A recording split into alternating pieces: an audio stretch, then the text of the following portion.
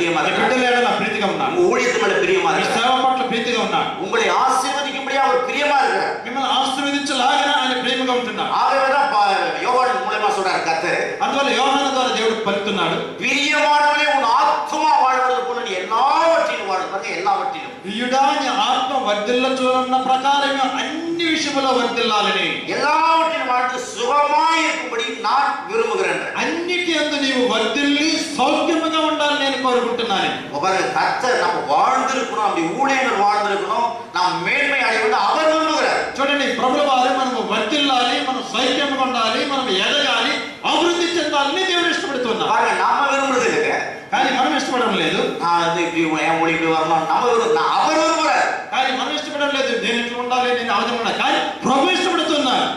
நேற்று கூட ஜெபம் பண்ணியிருந்தேன் பாருங்க வருதுக்கு. నేను ఇద్దరమంతా ప్రార్థించాను ఇక్కడికి వచ్చాను. வருகிற ஒவ்வொரு ஊழியக்காரர் இந்த வார்த்தையை தொடப்பண்ணாண்டவரே, ప్రభా ఇక నేను మాట్లాడే ప్రతి మాటల ద్వారా ప్రతి సేవకుడు తాకబడాలని, அவர் ஆசீர்వదించబడணும், మరి ఆశీర్వదింపబడాలని, அவருக்கு வெளிச்சம் உண்டாகணும், వారిలో వెలుగు కలగాలి, அவருடைய வாழ்க்கையில ஊழியர்கள திருப்புமுனை உண்டாகணும், వారి సేవల్లో వారి జీవితాల్లో ఒక మలుపు రావాలి அப்படி சொல்லிட்டு நான் நடந்து சொல்லினே இருக்கிறேன் பாருங்க. ఆ విధంగా నేను చెప్పుకుంటున్నాను. చూడండి, ஆண்டவர் சொன்னாரு, ప్రభు చెప్పాడు, உன்ன காட்டில கோடி மடங்கு நான் உங்களை ஆசைப்படுறேன், నీకంటే అనేక రెట్లు వారిని నేను ఆశీర్వదిస్తాను, கோடி மடங்கு నేను వారిని ఆశీర్వదిస్తాను. உங்க ஊழியத்து மேல, உங்க குடும்பத்து மேல, உங்க பிள்ளைகள் மேல, உங்க கிராமத்து மேல அவர் கோடி மடங்கு ஆசையா இருக்கிறார். మీ పట్ల, మీ బిడ్డల పట్ల, మీ సేవల పట్ల మరి కోట్ల రెట్లు ఆశీర్వదిస్తానని చెప్పాను. ఆమేన్.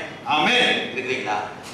ఇక్కడ ఉన్నారా? இந்த வெளிச்சம் நமக்கு வேணும். ఇలాంటి వెలుగు మనకు కావాలి. எல்லாம் இன்னைக்கு நான் நிறைய வசனங்கள் எடுக்க தேவையில்லை, நீங்க எல்லாம் நான் வசனம் எல்லாம் వాక్యాలను చూడవలసిన అవసరం లేదు, ఎందుకంటే మనమందరం దైవ సేవకులం కాబట్టి. ஆகவே நம்ம பேசுற வார்த்தையை மாத்திக்கினாலே போதும், சபை வளரும். కాబట్టి మనం మాట్లాడే మాటలను కొద్దిగా మార్పు నుండి మాట్లాడితే చాలు, సంఘము అభివృద్ధి చెందుతుంది.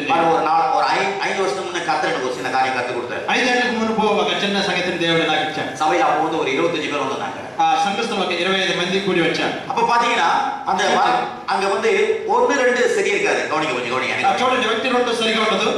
ஆகவே நான் என்ன பண்ணேன், 1-2 விசுவாசிக்காக எடுத்து பிரசங்கத்தை பண்ணுவோம் பாருங்க. కానీ ఆ వ్యక్తి నుండి విశ్వాసం సరిగా లేని వారిని బట్టి నేను వాక్యాన్ని అందించేవాడిని. చూడండి, அவங்களுக்காக ஒரு பிரசங்கம் பண்ணுவேன், వారి కొరకు ఒక బోధన. கவனிக்கிறீங்களா? గమనించండి, சரியாவும் பிரசங்கம் பண்ணுவாங்க. అక్క సరిగా ఉన్నారు, సరైన అని ఈ విధంగా చెప్పేవాడు. கர்த்தர் ஒரு நாள் என்ன உணர்த்துறாரு, దేవుడు ఒక దినమందు నా గ్రహింపు చేశాడు. 2 பேரை தான் பார்த்துக்கிறேன், ఇద్దరుందా నువ్వు చూస్తూ ఉన్నా, 23 பேர் நல்லா இருக்கிறாங்க, அவங்களுக்கு ஏதாவது நீ டெய்லி கொடுக்குறியா?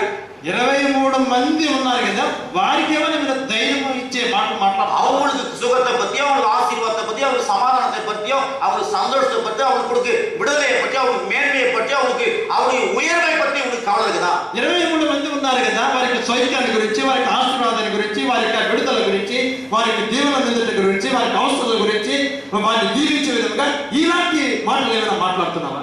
அந்த 2 பேர் கஷ்டம் சரியில்லாத அதை பத்தி ரொம்ப பேசாது. ఆ ఇద్దరు సరిగా లేదు, వారి గురించి ఎక్కువ మాట్లాడదు. அந்த வாழ்ந்து கொண்டிருக்கிற உன்னை நம்பி வந்திருக்கிறாங்க 23 பேருக்கு கர்த்தருடைய வார்த்தை எடுத்து சொன்னார். అయితే 23 మంది నమ్ముకొని వచ్చున్నారు, వారి మంచి కలిగి ఉన్నారు, వారి గురించి ఇంత మాట్లాడండి. அவங்கள மாத்திக்கிறேன், அவங்கள மாத்துறது ஏன் వాళ్ళ నా పని. பாருங்க, நம்ம என்ன பண்ணணும், கர்த்தர் செய்ய வேண்டிய வேலையை நம்ம செய்யணும். కానీ మనం ఏం చేస్తున్నామంటే, దేవుడు చేయాల్సిన పని నేను చేస్తాము, நம்ம செய்ய வேண்டிய கர்த்தர்கிட்ட விட்டுறோம். మనం చేసే పని దేవునికి అప్పగిస్తాం. ஆண்டவரே கட்டுமாடுவேன், ప్రభా, మేము